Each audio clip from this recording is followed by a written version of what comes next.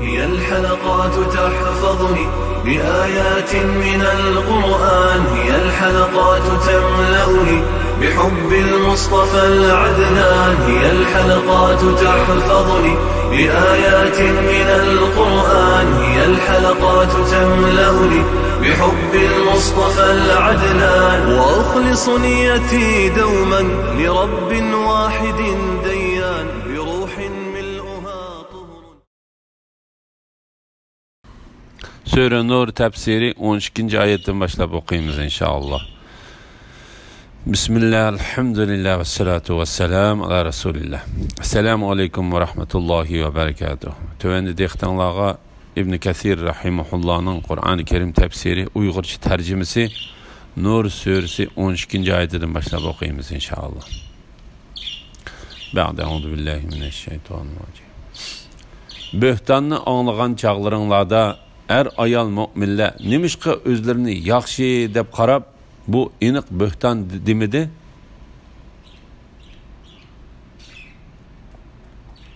Ular nimişqa 4 nefer guvahçını keltirmedi. Guvahçılarını keltirmegen iken ular Allah'ın nazarında yalğancı hesaplandı. Allah Teala'nın böhtanını taqatqan müminlerge kayıqanlıq. Allah Teala Ayşe radiyallahu anhaga çaplangan böhtanlarga çetilip qalgan müminlerge kayıp mundaq dedi. Böhtanını anlagan çağlarınlarda er ayal müminler nimişqi özlerini yaxşı dep qarab bu işqi bu iniq böhtan demedi. Yani ular müminlerning onasi bo'lgan Ayşe radiyallahu anhaga çaplangan bu böhtanını anlagan çağda bu böhtanni özleriga silishtirib beqib, agar bu böhtan özleriga loyiq bo'lmasa, müminlarning onasi bo'lgan Ayşe radiyallahu anhaning albatta buningdan pok ekanligini o'ylab yetib, buning op-ochiq böhtan ekanligini nima uchun aytmadi? Bu oyat Ansariylik Abu Ayyub Halid ibn Zayd ve ayali Ummu Ayyublarning degan sözlerini ulgi qilish to'g'risida tushgan degan ko'z qarashim bor. Muhammad ibn Ishaq bu vaqtda mundaq rivoyat qildi. Ansariylik Abu Ayyub Halid ibn Zaydqa ayali Ummu Ayyub: "Ey Abu Ayyub, sen kishilarning Ayşe radiyallahu anhaning to'g'risida qilishgan gaplarini anglamadingmi?" dedi. Ebu Ayyub: "He, anladım. Bu bir böhtandır. Ey Ummu Ayyub, sen muşi işini kılamdın?" dedi. Ummu Ayyub: "Allah Teala'nın namı bilen qasam qilaman ki men bu işini hergiz qilmayman" dedi. Ebu Ayyub: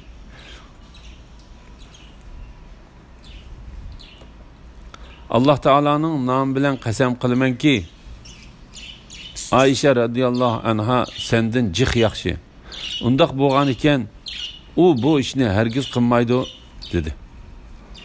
Allah Teala Hassan ve onun böhtanga ketilib qolgan sabdoshlarining degan gaplari to'g'risida shubhisizki sizlardan bir guruh odam Ayşe'ga böhtan chapladi. Bu sizlar uchun yomon emasdir. Savr qilganliginglar bilan savobga erishadiganliginglar uchun va Ayşe radiyallahu anha Safvonlarning pakligi oshkor bo'ladiganlik uchun balki yaxshidir. Böhtan chaplag'uvchilardan kimning qanchalik gunohi bo'lsa, uningga shunchalik jazo berildi. Böhtanning cho'ng qismini taqatgan odam, ya'ni Abdullah ibn Ubay qattiq azobga duchor bo'ladi degan oyatini tushirgan edi.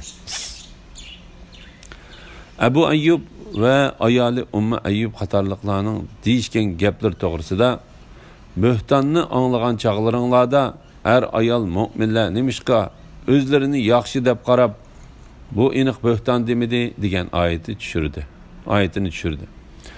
Bu iniq böhtan demedi, ya'ni ular nimishqa bu mu'minlarning onasi Ayşe radiyallahu anha chaplangan ochiq bir böhtandir demedi. Hem de Ayşe radiyallahu anhanın chınqi tushda Safvan ibn Muattalning to'ygisiga minib, Payg'ambar alayhisalom va barliq askarlarning qishiga oshkor kelishimi bu ishning Aysha radhiyallohu anhadan yuz berib qolmaganligida shak qildirmaydi.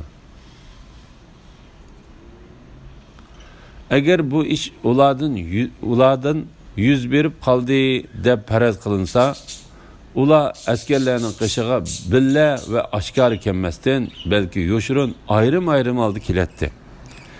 Ular billa va oshkor kelgan ekan, bularning Aysha radhiyallohu anha to'g'risida degan gaplarining hammasi yolg'on va obuchuq bo'hton ekanligi isbotlandi.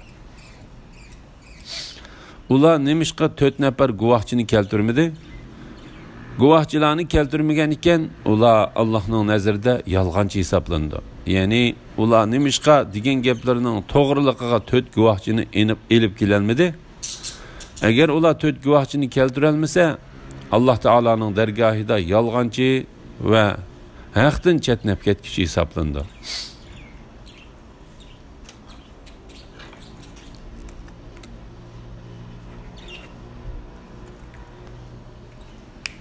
Sizlarga dunyo va oxiratda Allohning fazli va marhamati bo'lmasa edi, bo'hton choplig'ininglar uchun albatta cho'ng azobga duchor bo'lardinglar. O'z vaqtida bo'htonni tilinglar bilan taqtatdinglar. Bilmaydigan narsanglarni og'zinglarga oldinglar. Uni salchoqladinglar. Halbuki Allohning nazarida u cho'ng gunohdir.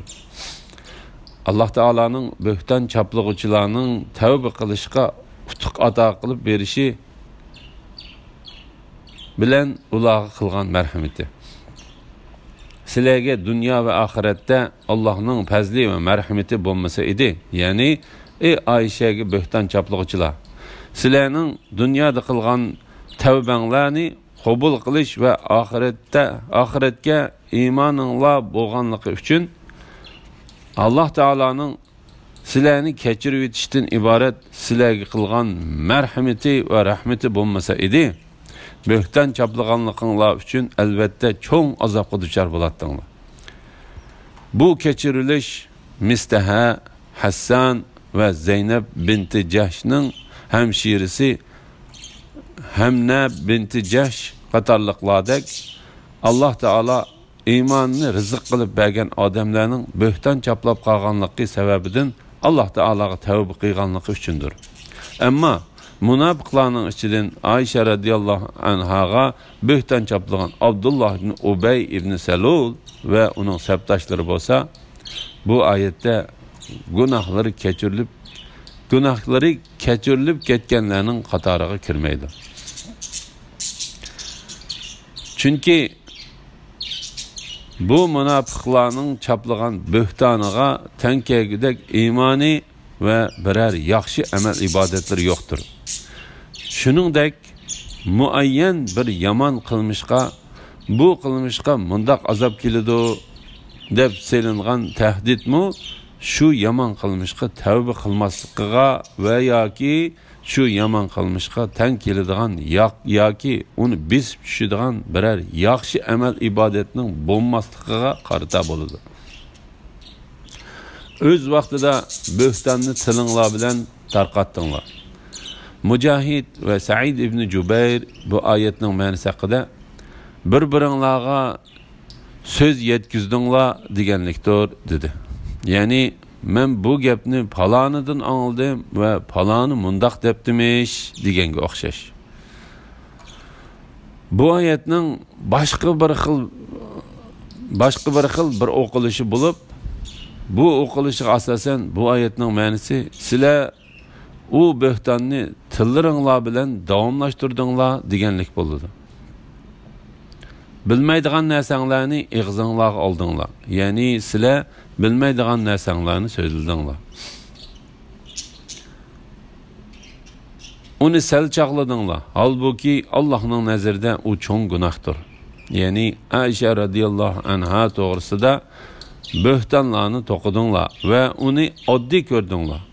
Eğer Ayşe radiyallahu anha Peygamber aleyhisselamның ayalı bulmagan takdirdimi, böhtan çaplaş oddi iş emas olsa, Peygamberlerinin tügençisi ve ularning kattisi bo'lgan u savadsız Peygamber Muhammed aleyhisselamның ayalıga böhtan çaplaş qandaqmı oddi hisoblansın?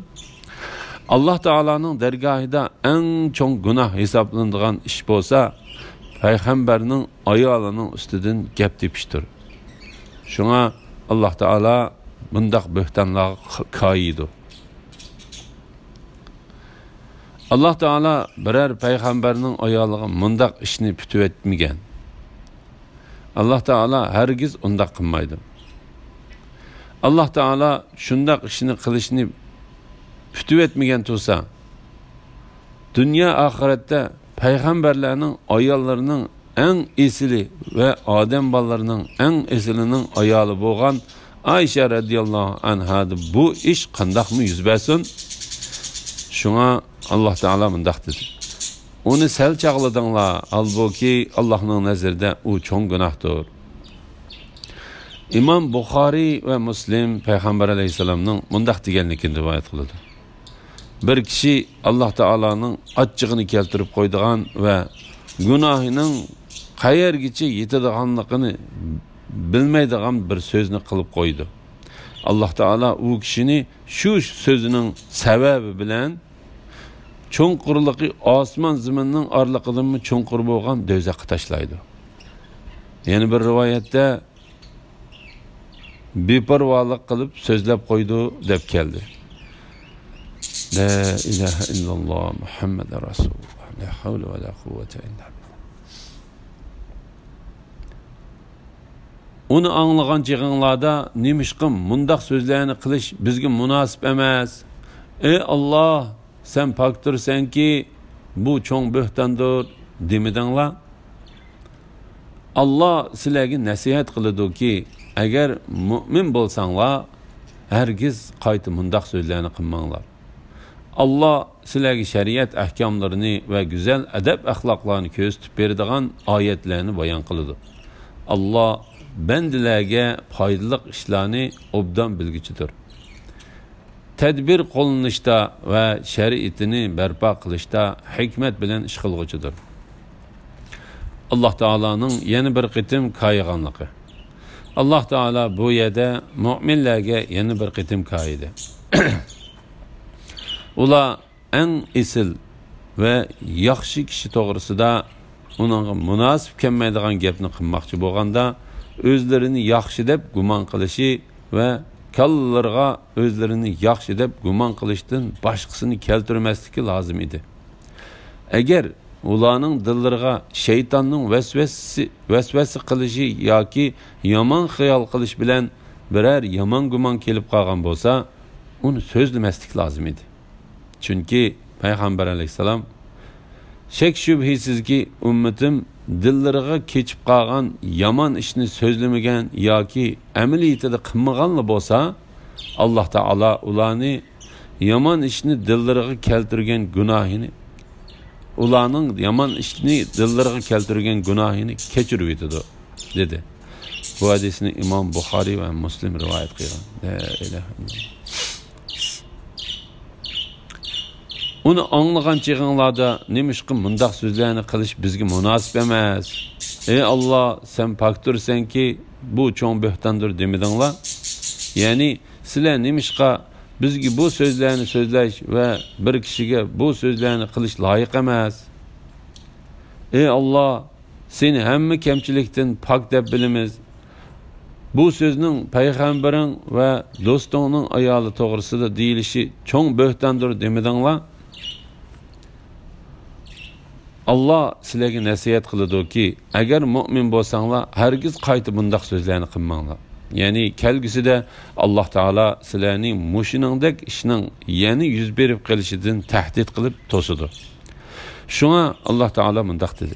Agar mu'min bo'lsanglar, yani agar sizlar Allah Taalaga ve uning hukmlariga iymon etgan bo'lsanglar ve uning payg'ambarini hurmatlasanglar, ama bularga iman etmaganlar bo'lsanglar, ama hurmatlasanglar, ammo bularga iymon etmaganlar bo'lsa, uning hukmi boshqacha bo'ladi.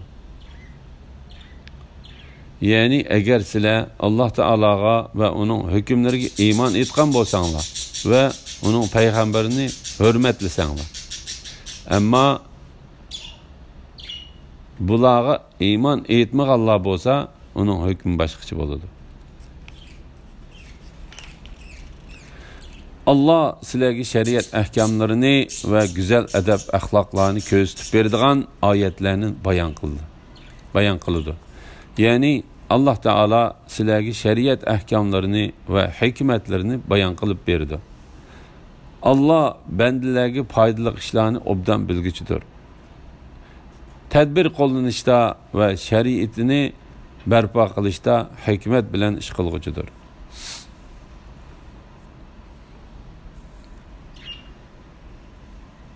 Mu'minlar ustida yomon so'zlarning tarilishini yoqtiradigan odamlar shubhisizki dunyo va oxiratda qattiq azobga qoladi. Alloh sirlarni va niyatlarni bilib turdi. Sizlar bilmaysizlar. Mu'minlar to'g'risida yomon so'zlarning taqilishini yoqtiradigan kishilarga koyish.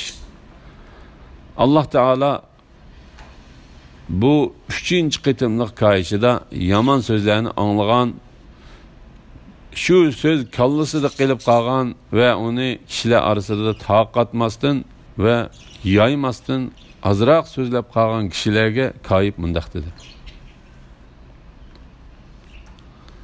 Mu'minlar ustida yomon so'zlarning tarilishini yoqtiradigan odamlar, ya'ni mu'minlar to'g'risida yomon so'zlarning maydonga oshkor bo'lib chiqishini xohlaydiganlar shubhisizki dunyo va oxiratda qattiq azobga qoladi. Ya'ni dunyoda jazoga, oxiratda azobga duchor bo'ladi. Alloh sirlarni va niyatlarni bilib turdi. Sizlar bilmaysizlar. Ya'ni sizlar barliq ishlarni Alloh taologa topshiringlar. Shunda qilsanglar to'g'ri ish qilgan bo'lasizlar. İmam Ahmed Savbandan Peygamber Aleyhisselam'ın mundaq deganligini rivoyat qildi. Sizlar Alloh taoloning bandalariga aziyat bermanglar. Ularning qilgan ishlarini so'kmanglar. Ularning ayblarini izlamanglar. Chunki kimiki musulmon qarindishining aybini izdasa, Alloh taolo uning aybini izlaydi. De onun aybini hatta o uyideki çağda içib yetidi. La ilahe illallah Muhammed Resul. Allah'ın sizlarga fazli ve merhameti bo'lmasa edi, sizlarni qattiq jazolaydi. Allah şefqatlikdir, nihoyat mehribondir. Ey mu'minlar, şeytanning kayniga kirmanglar. Kimiki şeytanning kayniga kirdigan, şeytan onu qabih söz hareketlerge yaman işlagı buyuruydu. Allah'ın sizlarga fazli ve merhameti bo'lmasa idi, sizlardan hiç adam ebedi pak bo'lmas idi. Ve lekin Allah xalqan bendisini pak qiladi. Allah sizlarning so'zinglarni anglab turguchidir, niyatlaringlarni bilib turguchidir. Allah Taola'nın merhametini esiltish ve şeytanın kayniga kirib ketishdan ogohlantirish. Allah'ın sizlarga fazli ve rahmeti bo'lmasa edi, sizlarni qattiq jazolaydi. Allah şefqatlikdir, nihoyat mehribondir. Ya'ni agar Alloh taoloning marhamati va rahmati bo'lmasa edi, ish boshqacha bo'lardi. Lekin Allah Taala bandalariga şefqatlikdir ve mehribondir. Şuna böktan çaplaganlıqıga tövbe qilganlarning tövbesini qabul qildi ve ularning ichidan jazo ijro qilinishga tegishli bo'lib, jazo bilan o'zlarini paklamoqchi bo'lganlarni shundoq pakladi.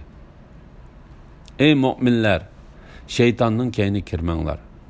Ya'ni sizlar onun yollarına ve buyurgan işlerine mağmanglar. Kimiki şeytanın kayniga kirdiken, şeytan onu qabih söz hareketlerge yaman işlagı buyuruydu. Bu o'zi qisqa, ammo ma'nosi eng chunqur va tuzilishi eng chiroyli so'z bilan mu'minlarni shaytonning yo'llariga ergishishdan ogohlantirishdir. Allohning sizlarga fazli va marhamati bo'lmasa edi, sizlardan hech odam abadiy pok bo'lmas edi. Ya'ni Alloh taolo xohlagan kishiga uning tavba qilishini nisb qilmagan va dillarni shirkdan, buzuqlikdan, ma'naviy kirlikdan va nachar axloqlardan pokizlamagan bo'lsa edi, hech kishi o'ziga poklik va yaxshilik keltira olmaydi. Va lekin Alloh xohlagan bandasini pok qiladi. Ya'ni bandalardan xohlaganni pok qiladi. Xohlaganni ozdirdi va xohlaganni ozg'unlik halokatlarga opirib tashlaydi. Allah sizlarning so'zlaringlarni anglab turg'uchidir. Niyatlaringlarni bilib turg'uchidir. Ya'ni Alloh taolo bandalarining so'zlarini anglab turg'uchidir va ularning ichidan kimning hidoyatga, kimning ozg'unlikqa haqli ekanligini bilib turg'uchidir.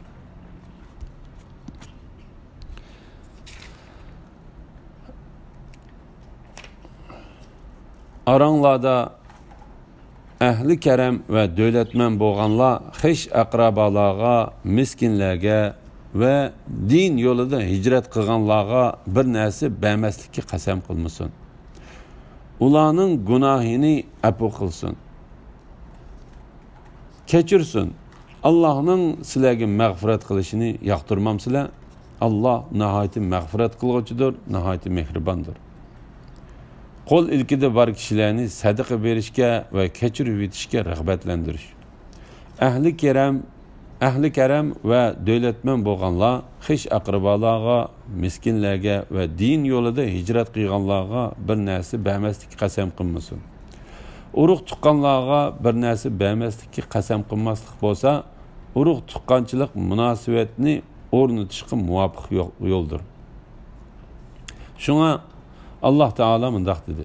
Ularning gunohini afu qilsin, kechirsin. Ya'ni ulardan o'tilib qolgan xatoliklarni va aziyatlarni kechirversin. Bu bandalar o'zlariga o'zlari uvol qilgan bo'lsa-mu, Allah Teala'nın ularni tizla jazoga tortmasligi va ularga qilgan marhamati va mehribonligidir. Bu ayet biz yuqoridagi hadisda bayon qilib o'tgandek, Mistaha ibn Usasa Aisha radhiyallohu anhaning ustidan gap qilib qo'yganligi uchun Aisha radhiyallohu anha poklangandan keyin Abu Bakr Siddiqqa qilayotgan Abu Bakr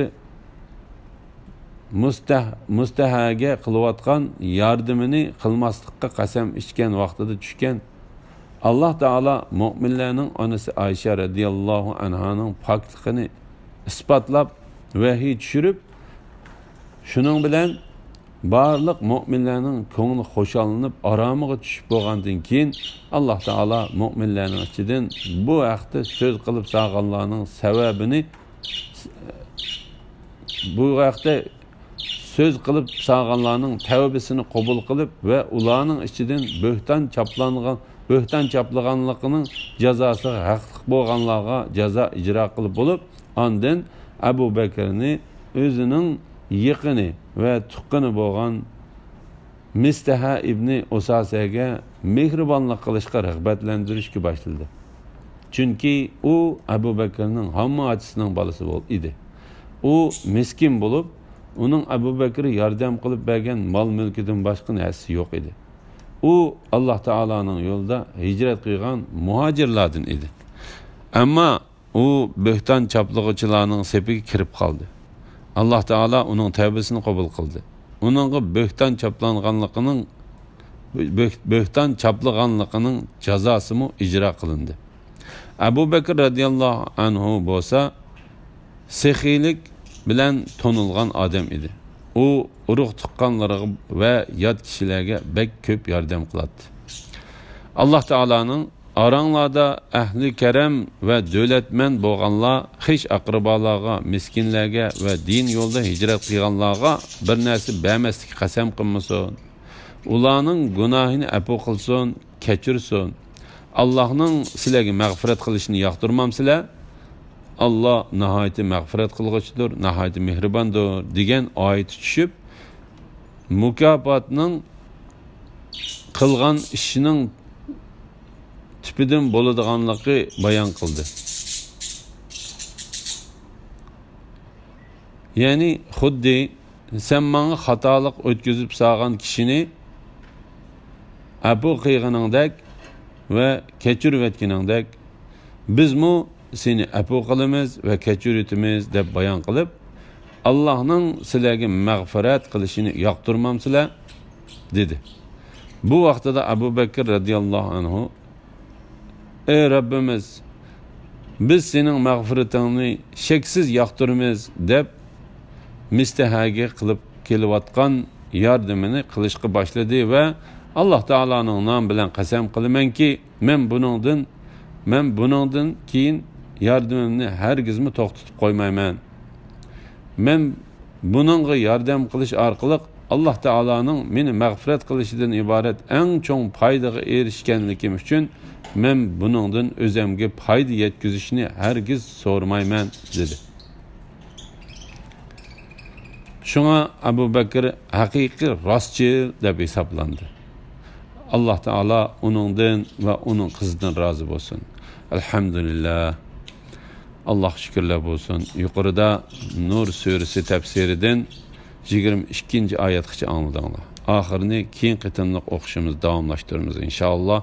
Va sallallohu ala Muhammad va ala alihi va sahbihi ajma'in. Assalomu alaykum va rahmatullohi va barakatuh.